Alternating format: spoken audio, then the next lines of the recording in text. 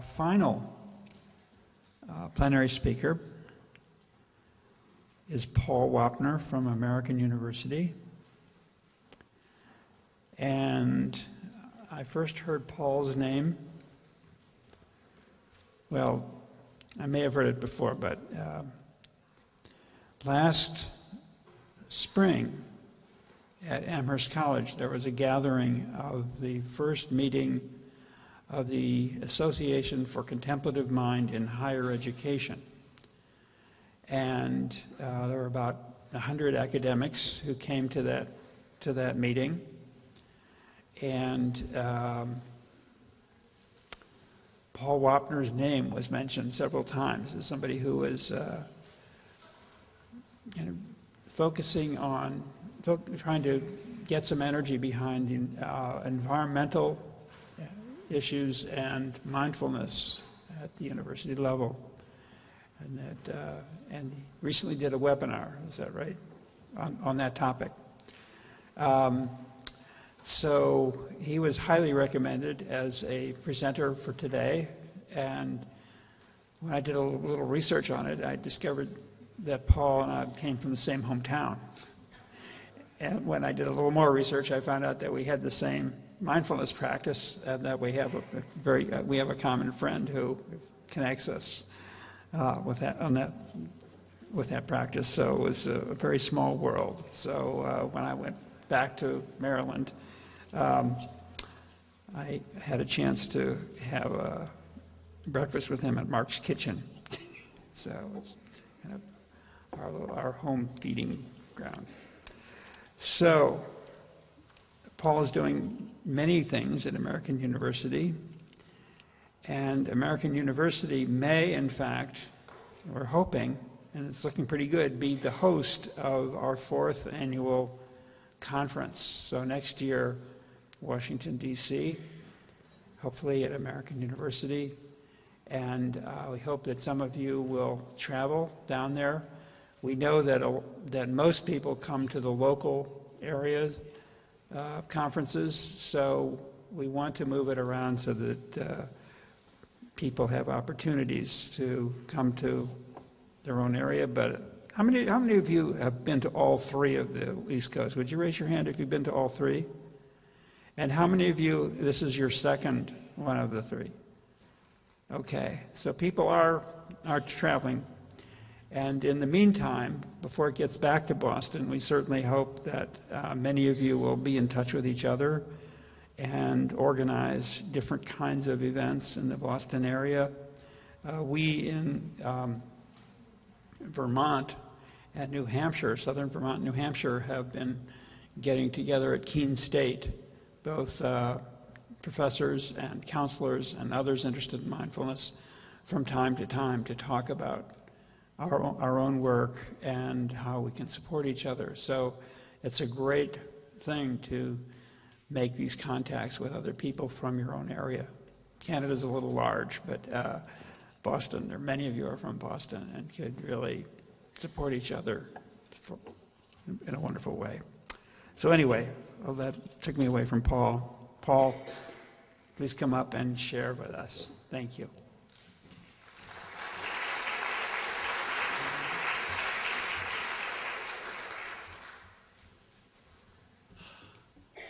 Well, thank you very much. It's rare to be asked to speak and then just before you speak be invited to sort of close your eyes and check in. So I appreciate that. It's a nice protocol for us all. I really appreciate being invited, and it means a lot to me, and thank you, Richard, very much for following this up. I have been fortunate to be twice a fellow of the Center for Contemplative Mind in Higher Education. And it's been really terrific for very selfish reasons, because it's allowed me to explore these parallel lives I feel like I've been living. One is as an academic, sort of trying to produce knowledge and teach students and so forth, and the other having this kind of secret life of self-inquiry and meditation and so forth. And so I think the center does an amazing job of bringing us out of the closet and allowing us to sort of meld those two parts of our lives. And so to me, that's been, it's fundamentally changed what I do as an academic.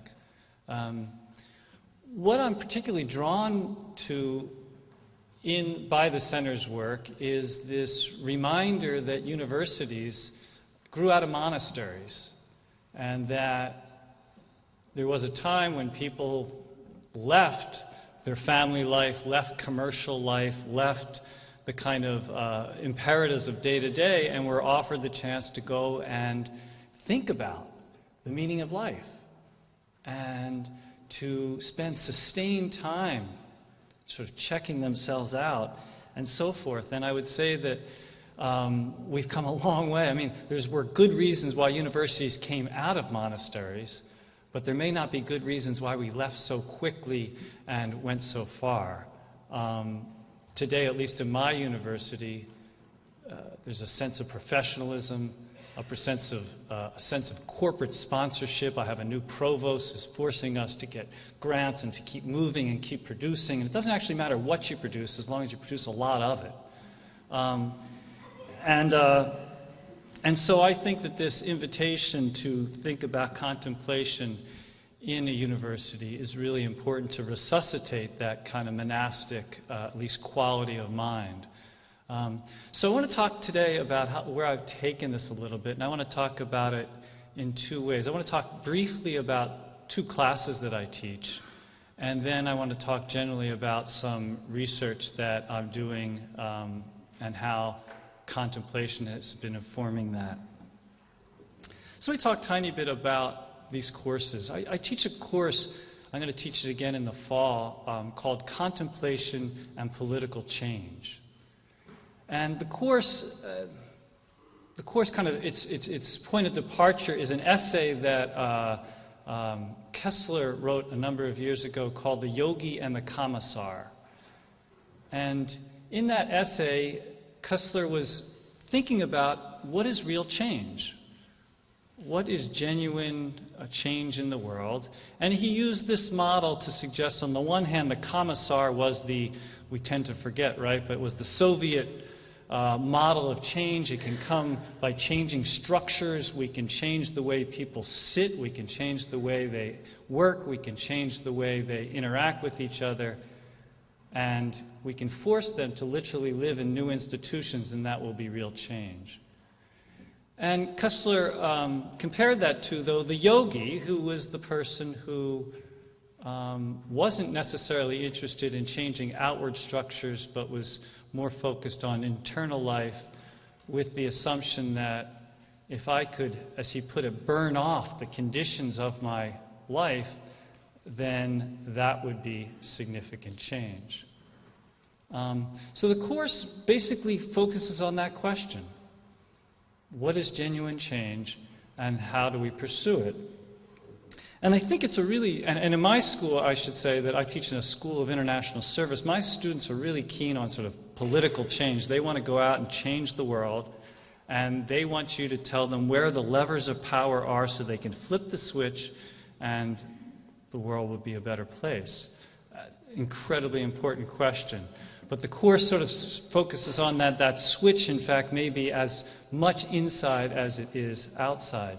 I think this is a deep question because I think that the question of change tends to be have these parallel dimensions as well. I think a lot of mindfulness can be political escapism, and it can be a sense of political quietism. That is to say, I will adjust myself to the world rather than try to change the world to sort of realize these deeper things I feel inside. And I think the question of when to act and where to act is an extremely important question, often informed very well by contemplative orientations. I would also say that this connection between internal and external is fundamentally a political question, because even the techniques we use to go inside are socially constructed techniques. That is to say that how I practice mindfulness comes to me through a long tradition, and that tradition has a culture to it, and external reality, and so forth. So this is a long way of saying that the question of contemplation and political change, I think they go together well. I think it's an incredible mystery how they fit together, and this course focuses on that mystery, as it were.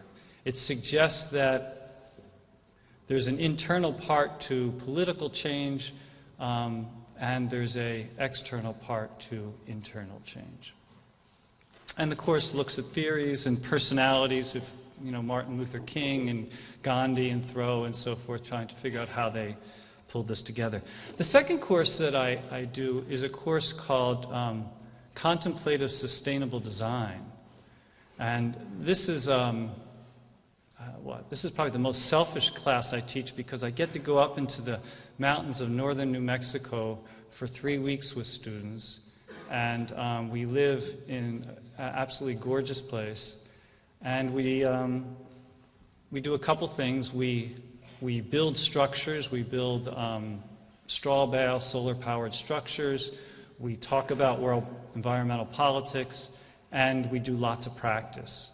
We do daily meditation, yoga. We were doing sweat lodges. I think we might have to change that one. Community tunings and so forth. Oh, and I should say on the prior course too, about half of it is used for practice. That is, we do practice in the classroom. This second class it looks at environmental questions with a proposition, and the proposition that we explore is there a connection between our own internal evolution and the well-being of the planet? Is there a connection there? And we explore two aspects of that. One is the suggestion that by engaging global environmental issues, by rubbing up against them with our lives, that actually can deepen the self. That is to say, the challenge of environmental issues, I think, offers us a chance to look at what in this historical moment's being called within us to surface. So Dan's question last night, how do we get from me to we? It seems to me that's the question that's fundamentally being asked by environmentalism. And so part of our sort of investigations in this class is to sort of see which degree, by working outward, are there parts of myself that I didn't notice that could open, that could develop and benefit from greater investigation. And the flip side of that is the proposition that other people and other creatures and the earth itself may in fact be better served to the degree I do some inner work and to the degree I can get some clarity. And so that class focuses on that. I have a new book out called Living Through the End of Nature, which focuses on this. It's here if you want to take a look at it. So if I step back and ask about these two courses and try to tease out what's at work in them, I would say I use contemplative practices in 3 ways. One, the simple way, is just as a technique, a very important technique to bring students to the classroom, to get present, enhance concentration, reduce stress, and so forth. The second way, though, that I use them in the classroom is practices as metaphor. And what do I mean by that? It seems to me mindfulness is many, many things, but mindfulness is seeing what is. Seeing the contents of our own consciousness, seeing the world as clearly as we can, recognizing we're always going to see it through filters, but quieting those filters down, and so forth. And so in politics, it seems to me that there's so many issues that we look at, and they're actually very hard to live with. And they're very hard to look at. I teach a course called International Environmental Politics. My students have renamed it Introduction to Doom, because every week I go in and I say, now we're going to talk about climate change. You thought that was bad. Now we're going to talk about loss of biological diversity. And basically we catalog the way that the that the human species is committing war on life. And that's a hard thing to live with.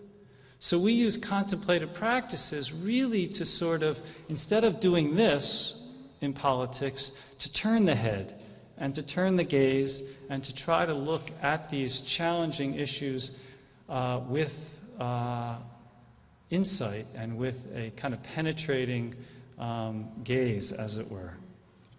I love this phrase by the choreographer and dancer Liz Lehrman. She says, "Turn discomfort into inquiry."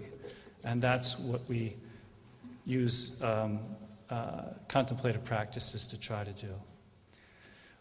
When I say contemplative practices, I do mindfulness meditation, but we also do yoga, and I would just say there, using the practice as a metaphor in terms of flexibility. All of us suffer from what people call hardening of the categories. And in some level, those categories are, they're not just neurological, but they're cultural and so forth. And so to try to use yoga to say, hey, one can be open, a body can be open, a mind can be open, a heart can be open, but rather than just say that, share an experience with students so that we can feel it together. So technique, metaphor, and the last thing in terms of contemplative practices is using those practices to cultivate meaning. To cultivate meaning. Now, what do I mean by meaning? Or what do we mean by meaning? It seems Lawrence Kushner once defined meaning as he says, meaning is to be connected to something which itself is connected to something else. So we make meaning of the world when we make connections, and I think that's what we heard last night through Dan's talk, integration, seeing connections, and to the degree we can build them out, things become more meaningful. So I think that contemplative practices can be used to develop and cultivate meaning in our students to the degree we can connect up levels of their experience in the world. For me, sitting practice is not just, as a friend of mine says, prep for the day. It is the day. That is to say that it's not just getting ready for life, but it is life itself. And to me, one of the neat things I think is that sometimes of the many selves we live, some of the ones that I like most are the ones I find when I'm sitting, and there's sort of a profundity there. And so to use that with students to connect up with what they think is most deepest in them, deepest commitments and so forth, seems to me important. I know I learn best when I know that something matters, and so this is a way simply to make something matter. So those are the ways in which I use contemplative practices. Let me say a few things about them, what comes out of that. This is amazing. My cell phone's ringing.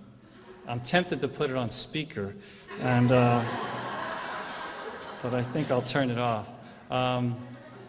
I have to say, one time I was president of my faculty, and I had to open up the school year, and the provost was there, and the president was there, and I was literally speaking, and my cell phone went off, and they're like looking around, who is that?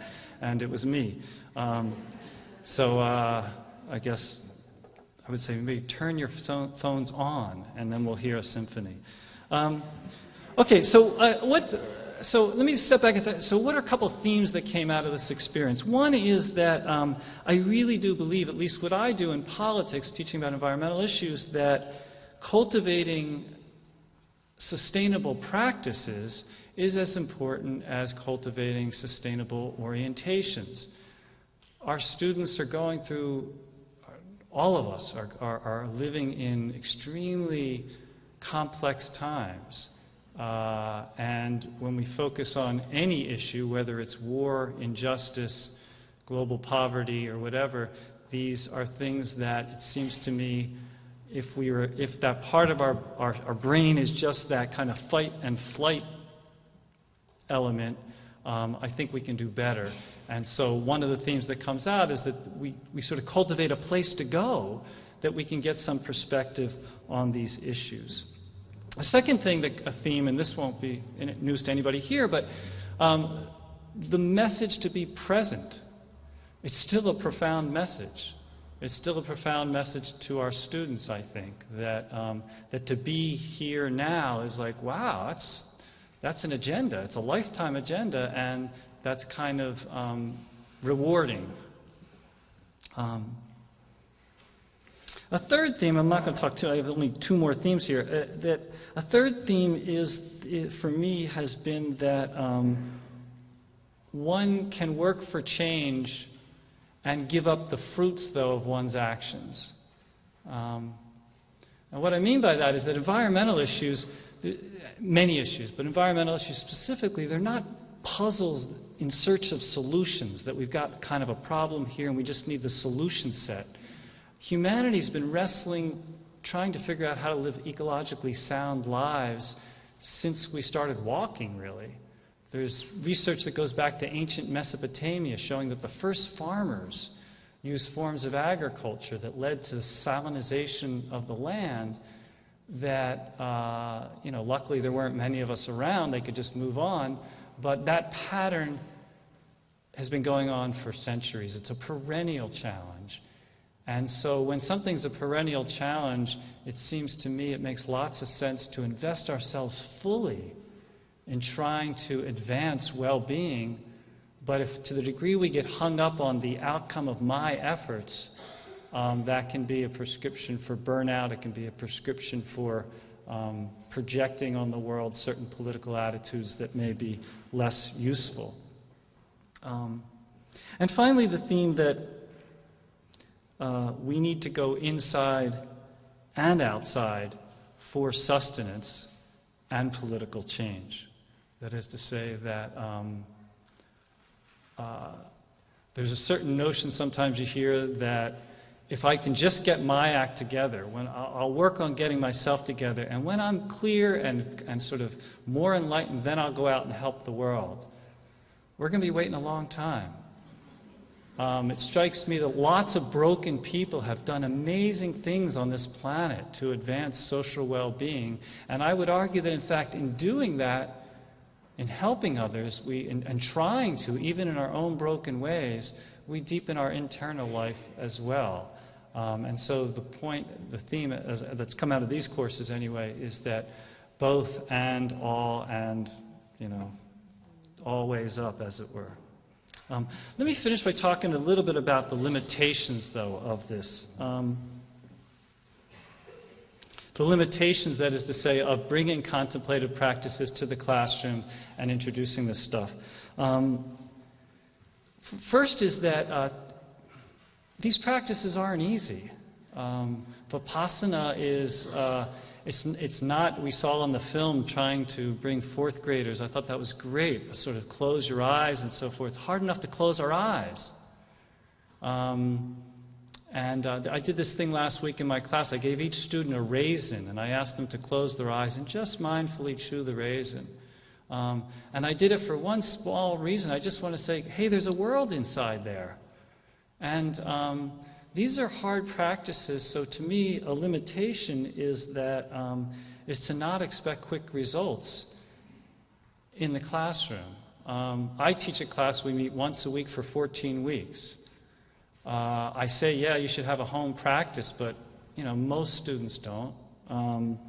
And so that I think that it's forced me to revise my expectations, and rather than actually assume lots going to happen, just allow a taste to happen, just to give our students a taste of what's going to go on, because frankly, as we all know, these practices, I don't know what these practices are about. For me, sitting meditation, it's like every few years I go, oh, that's what it's about. Oh, no, that's what and so the idea that these are lifetime things, the idea that in a classroom we're going to kind of turn someone on and give them a technique that's going to get them through their life, I mean, it seems to me that's not just potentially arrogant, but also sort of unrespectful of the practice itself. So it seems to me I've become a little more comfortable with just giving a taste and allowing extraordinary moments to happen when they happen, because it seems to me that's why many of us got into this anyway. Something really wild happened. We saw the world in a different way, and then we wanted to sustain it. So I think that just allowing those moments to happen and accepting that could be a useful thing. The second limitation, though, I want to talk about is actually is my own vulnerabilities. I always find it uncomfortable, a little bit, going into the classroom and engaging in these kinds of activities. They feel it sometimes, when I project on my audience, they feel a little corny. They feel like I'm bringing religion into the classroom. And as many times as you can say, look, it's not religious, we're ecumenical, it doesn't always feel that way to the students. And I think that there's something else in this, which at least in higher education, there is a incredible deprivileging of interiority, that the focus inside in higher education is sort of labeled as bias, it's labeled as prejudice. There's a certain sense in which it's not easily verifiable, so it has no place in the classroom. And I could talk at length about that, but I think that I certainly feel that when I go in and my students bring that whole baggage with them, and critique doesn't just wipe that away.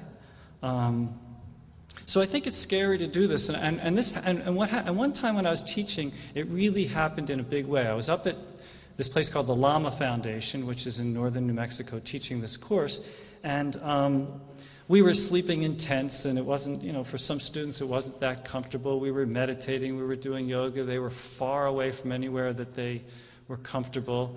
And at one point in time, the revolution happened. That is to say, they turned on me.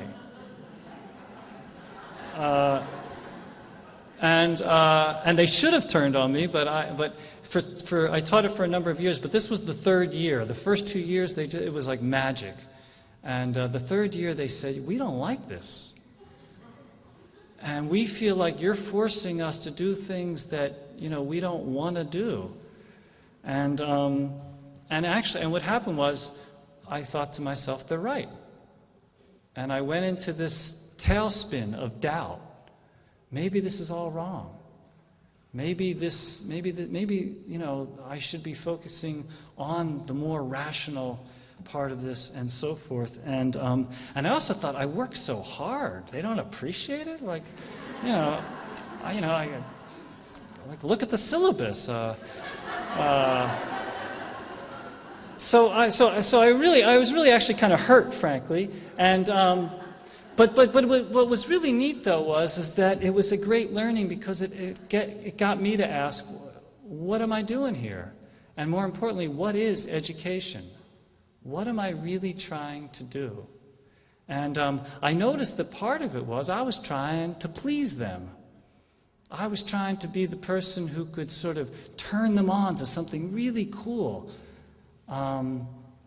And I think that so much of teaching is about that. It's let me turn you on to something, let me show you the world the way I see it, and sparks are going to fly, and we're going to just kind of love each other, and I don't know.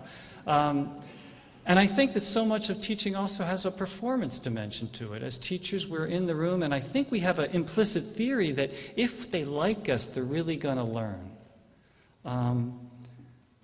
But I think that there's also a bit of ego in this too. We all want to be liked, and through teaching we want to be liked. I want to be liked by you right now as standing up here.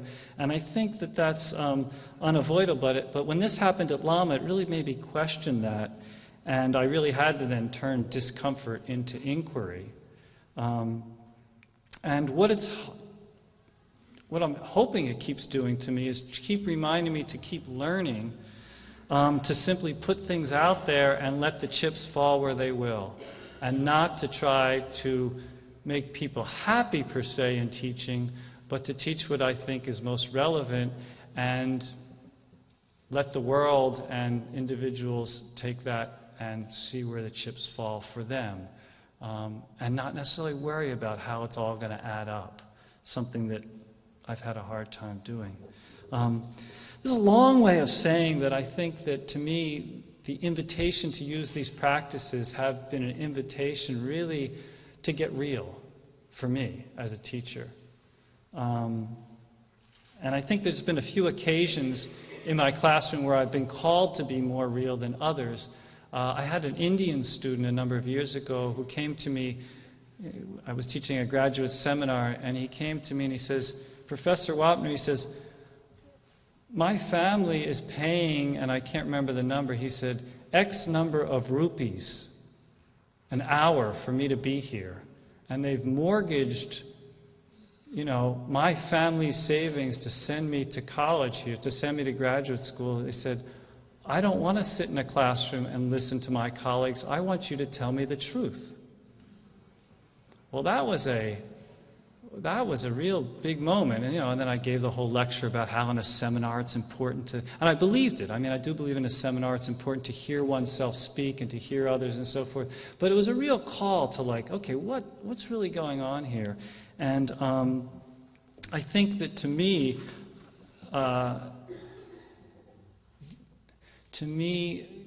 the bringing contemplation into the classroom is if nothing else, it's a welcome to sort of say what's really important as teachers and what's most important for our students. So the last thing I want to say is I've talked about how I've used these in classrooms. Let me just say finally where it's going with my research and other kinds of teaching. With a number of other people, we've been exploring this concept of contemplative environmental studies. And I think that there's a gathering sense of many people out there that the environment is not simply something that's out there that needs fixing, but it's also something in here that is calling for cultivation, that there is a inner ecology in many ways that is alive and incredibly potent. And I think that environmentalism has always had this element to it. John Muir used to go out in the woods. He has this famous quote. He says, I went for a walk intending only to go for a few hours. I went out all day because I realized by going out, I was really going in. And throughout the history of environmental sensibility, I think we see this quality of something inside, a sense of care and compassion for the more than human world, and the human world has always been part of this. And so there's a number of us now that are trying to launch a discipline called Contemplative Environmental Studies, and I think we're not the first. There's lots of other efforts going on out there, but I think that to me, this is so exciting and incredibly important. Again, because these problems are perennial problems. This is the human condition, but it's the human condition at this point in time, and that seems very important. So the neat thing about this for me is that this summer we're going to be launching a workshop, and you're all invited, up in the mountains of northern New Mexico in this place called Lama Foundation. David Abram, I don't know if you know him, The Spell of the Sensuous, Richard Falk, a number of other teachers will be there, but we're going to put our heads and hearts and souls together, and it's for educators, not for necessarily students, it's for teachers, and it should be a lot of fun. So I want to thank you for being here, and thank you for listening, and look forward to the panel conversation.